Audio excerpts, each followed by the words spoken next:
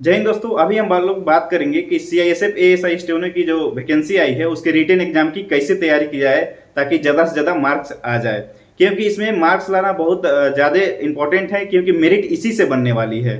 तो आप स्किल अगर अच्छा से तैयारी कर लेते हैं, अगर रिटन में कम मार्क्स रहते हैं तो फिर आपका फाइनल मेरिट तक नहीं पहुंच पाइएगा, तो फिर दिक्कत होगा। इससे अच्छा है कि रिटन को थोड़ा मजबूत कर लिया जाए ताकि हमें फाइनल मेरिट तक पहुंचने में कोई दिक्कत नहीं हो। रिटेन की अगर बात करें तो रिटेन आपका 4 स्टेज में बटा हुआ है। फर्स्ट में मैथ, रीजनिंग, जीके जीएस, उसके बाद में इंग्लिश या हिंदी। मतलब 25-25 मार्क्स का टोटल 100 नंबर का आपका क्वेश्चन दिया जाएगा और 2 घंटे की आपको समय दी जाएगी। कोई निगेटिव मार्किंग नहीं है। आपको हिंदी और इंग्लिश में कैसे सेलेक्ट करना है कि हम हिंदी का क्वेश्चन सोल्व करें या फिर इंग्लिश का सोल्व करें। तो सबसे अच्छा तरीका ये है, जैसे हमने किया था कि सबसे पहले आप एग्जाम में जाएं तो आपके पास पर्याप्त समय रहता है, आप दोनों को सोल्व करें, हिंदी को भी और इंग्लिश को भी। जिसमें आप ज़्यादा स्कोर कर पा रहे हैं उसको आराम से सिलेक्ट कर लीजिए। ऊपर में आपको रहता है गोल करने के लिए कि आप इंग्लिश करना चाह रहे हैं या हिंदी करना चाह रहे हैं। तो अगर शुरू में ही आप जल्दीबाजी में अगर सिलेक्ट कर ले रहे हैं तो फिर आपको दिक्कत होगी। अगर आप दूसरे पोर्शन में ज़्यादा अगर आप स्कोर कर पा रहे हैं तो फिर आपको समस्या यहाँ खड़ी होगी। आपके लिए यहाँ एक एक नंबर इंपॉर्टेंट है, क्योंकि कट ऑफ बहुत ज़्यादा जाती है, इसका 80+ में कट ऑफ जाती है और क्वेश्चन बहुत नॉर्मल रहता है और नॉर्मल क्वेश्चन में ही गलती होने की चांसेस ज़्यादा रहती है। तो इसीलिए आपको सावधानी हर एक स्टेप पर बरतनी होगी, तभी जाकर आप रिटेन में अच्छा स्कोर कर पाएंगे। उसके बाद अगर बात करें कि सारे सब्जेक्ट को कैसे हम लोग पढ़ा जाए, तो सबसे पहले अगर बात करें मैथ की हम, तो मैथ में आपको नंबर सिस्टम और अर्थमेटिक से सबसे ज़्यादा क्वेश्चन रहते हैं। सबसे ज़्यादा क्या है कि टोटल क्वेश्चन नंबर सिस्टम और अर्थमेटिक से ही रहते हैं। इसके लिए आपको अब जो टीचर के पास अगर आप पढ़े हैं तो उनका नोट्स आपके पास उपलब्ध होगा।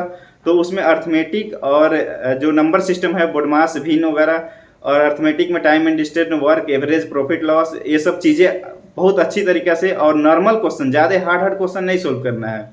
जो एसएससी के सीजीएल लेवल में जो मेंस लेवल के क्वेश्चन रहते हैं उस समय दिमाग नहीं लगाना है। जो सिंपल लेवल के क्वेश्चन रहते हैं बस उसी को आपको सोल्व करना है, इसी से आपका काम निकल जाएगा। उसके बाद रीजनिंग की बात करें तो रीजनिंग भी नॉर्मल रहते हैं, उसमें कोई पजल वगैरह डिफिकल्ट नहीं पूछा जाता है। जैसे कि जो रेलवे एनटीपीसी वगैरह में पजल पूछा जाता है उस टाइप से कोई क्वेश्चन नहीं रहता है, सब नॉर्मल क्वेश्चन रहता है, अल्फाबेट से रिलेटेड रहता है। तो उसके लिए भी आप अगर टीचर के पास पढ़ें तो उनका नोट्स आपके लिए काफ़ी है। ठीक है। उसके बाद अगर बात करें जीके जीएस की तैयारी कहाँ से की जाए, तो जीके जीएस बहुत नॉर्मल रहते हैं, लूसेंट और स्पीडी लेवल के रहते हैं। तो अगर आप किसी टीचर के पास पढ़ें तो सबसे अच्छा है कि आप उनका नोट्स थ्रोली पढ़ लें। उसके बाद आप लूसेंट और स्पीडी का सहारा ले सकते हैं, ये दोनों से आपका काम निकल जाएगा। और सबसे आपका जरूरी है कि प्रैक्टिस सेट जरूर सोल्व करें पर डे। नॉर्मल क्वेश्चन का प्रैक्टिस सेट, कोई ज़्यादा भारी नहीं, नॉर्मल क्वेश्चन का प्रैक्टिस सेट सोल्व करें और उससे आपका काम निकल जाएगा। और उसके बाद बात करते हैं कि हिंदी की तैयारी कैसे की जाए।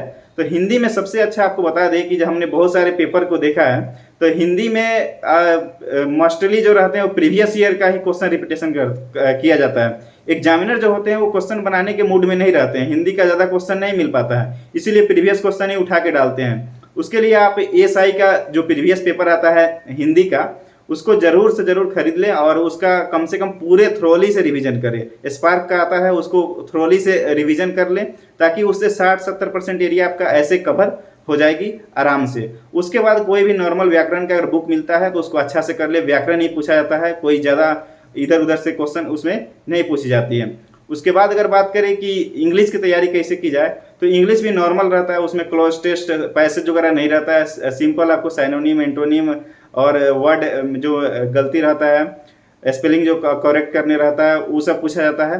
तो यही सब चीज़ें पूछी जाती है, ज़्यादा कुछ डिफिकल्ट नहीं रहती है। अगर ये सब नॉर्मल स्तर के आप चीज़ें कर लेते हैं और प्रैक्टिस सेट साथ में सोल्व करते जाते हैं तो आप रिटेन में अच्छा से अच्छा स्कोर आराम से कर लेंगे। और निगेटिव मार्किंग भी नहीं है, सो आपको टेंशन लेने की कोई बात नहीं है। और आराम से प्रैक्टिस सेट सोल्व करिए और टीचर का नोट्स पढ़ते रहिए, अच्छा सा स्कोर आप आराम से कर लेंगे। Thank you for watching this video.